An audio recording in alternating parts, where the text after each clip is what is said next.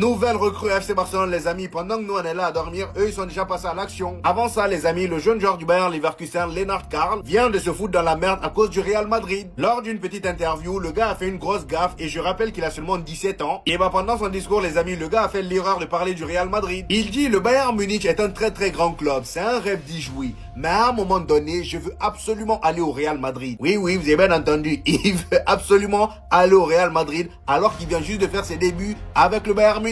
Il dit c'est le club de mes rêves en parlant du Real Madrid. Bien sûr, le Bayern est quelque chose de très spécial et c'est très amusant au club. Et ça les amis, c'était une grosse erreur parce que ça n'a pas plu au Bavarois. Le PT a juste voulu être honnête et tout le monde lui tombe dessus. Après j'ai envie de dire toi aussi t'abuses, t'es au Bayern Munich, il vient de te donner ta chance, t'es monté en équipe première, tu fais tes débuts en Ligue des Champions, magnifique début et tu pars dire que c'est le Real Madrid, ton club de rêve. On termine les amis avec la nouvelle recrue du FC Barcelone, enfin l'ancienne recrue, je sais pas comment décrire ça. Mesdames et messieurs, Joao Cancelo est de retour au FC Barcelone. Comme vous pouvez le voir, ça vient de Fabrizio Romano directement. Joao Cancelo au FC Barcelone, here we go. Il va donc rejoindre le FC Barcelone en prêt payant de 4 millions d'euros jusqu'à la fin de la saison. En fait, le Barça n'a toujours pas d'argent. C'est exactement ce qu'on appelle faire avec les moyens du bord. Le Nigeria était là pour abattre ce soir. Avec ce que je viens de voir face au Mozambique, autant vous dire que ça va barder en quart de finale. L'Algérie et le Congo doivent se tenir prêts pour arrêter ces deux-là. Déjà avant même de parler de leur match, est-ce que quelqu'un peut m'expliquer ce qu'il y a entre les deux là, Osimhen et Lookman? Qu'est-ce qui se passe entre les deux? Parce que tantôt on les voit se faire des câlins et donc on voit les deux s'embrouiller, surtout Osimhen. Parce que lui aussi rares sont les matchs du Nigeria où on le voit pas s'énerver sur ses coéquipiers. Là par exemple, pendant que le Nigeria menait 3-0, il a failli goumer Lookman tout simplement parce que ce dernier ne l'a pas fait une passe. Et ce qui est fou c'est que Lookman aujourd'hui lui a fait une passe décisive. Sur le troisième but, ce dernier a fixé la défense du Mozambique et pendant ce temps on peut voir Osimhen demander le ballon le bras en l'air. Lookman fixe la défense et par coup de chance le ballon revient à lui, il rentre dans la surface. Ensuite il fait une passe en retrait et Osimhen était déjà bien placé, il le met dedans. Juste après ça on le voit aller vers Lookman pour se faire un câlin. Ils sont trop bizarres, 2 ballons d'or en plus de ça. Et en parlant de Lookman, quel match il vient de nous sortir. Aujourd'hui c'est tout simplement un but marqué et 2 passes décisives. Malheureusement pour le Mozambique, face à tous ces joueurs là ils pouvaient rien faire. Dites-vous qu'en 90 minutes il y a eu seulement 2 tirs pour le Mozambique,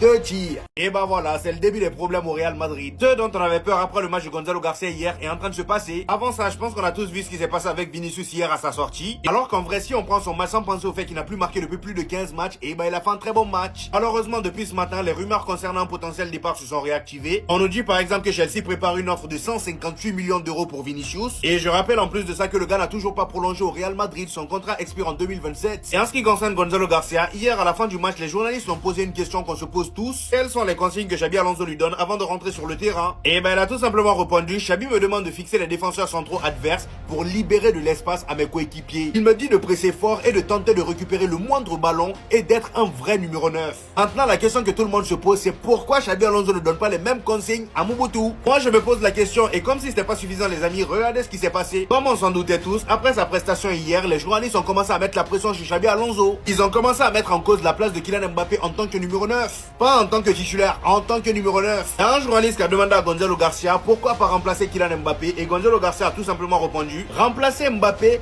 Kylian est le meilleur joueur du monde, il nous apporte tellement, j'essaye simplement de faire de mon mieux. Et c'est exactement ça le problème au Real Madrid actuellement. On sait exactement d'où vient notre problème mais on s'entête à faire les aveugles. Moi j'ai juste une chose à demander: au retour de Kylian Mbappé, mettez-lui à droite ou à gauche pour voir un truc. Vous le mettez à gauche, Gonzalo en pointe et Rodrigo de l'autre côté et comme ça on teste un truc. Depuis le début de la saison on a tout testé sauf ça, à croire que Kylian Mbappé on peut pas le déloger, même modifier son poste. Je commence à m'inquiéter pour la carrière d'Hendrick les amis. Notre cher Bobby Charlton était en conférence de presse avec l'Olympique Lyonnais et comme à son habitude, il en a dit des choses, vous êtes pas prêts. Il a tout d'abord parlé de Carlo Ancelotti et des conseils que ce dernier lui avait donné. Il dit: j'ai parlé avec Carlo Ancelotti, il m'a donné ses conseils. Il m'a dit ce que je pouvais faire pour m'améliorer et cela m'a vraiment touché. Il m'a dit mot pour mot: va jouer et progresse dans ton football, c'est-à-dire va en prêt et gagne du temps de jeu. J'ai toujours suivi ses conseils, je me suis dit allons-y. Donc là clairement il est en train de nous confirmer que c'est d'une part grâce à Carlo Ancelotti qu'il a pris cette décision. Et encore une fois, c'est plutôt une bonne nouvelle. Maintenant regardez la suite. Si vous vous rappelez bien, il y a quelques jours à son arrivée à Lyon, on l'a demandé comment il se sentait dans la ville et il avait tout simplement répondu: si ma femme est heureuse, je suis heureux. Sans oublier que le gars c'est quand même marié à je ne sais quel âge. Ça à la limite on s'en fout, c'est pas notre problème.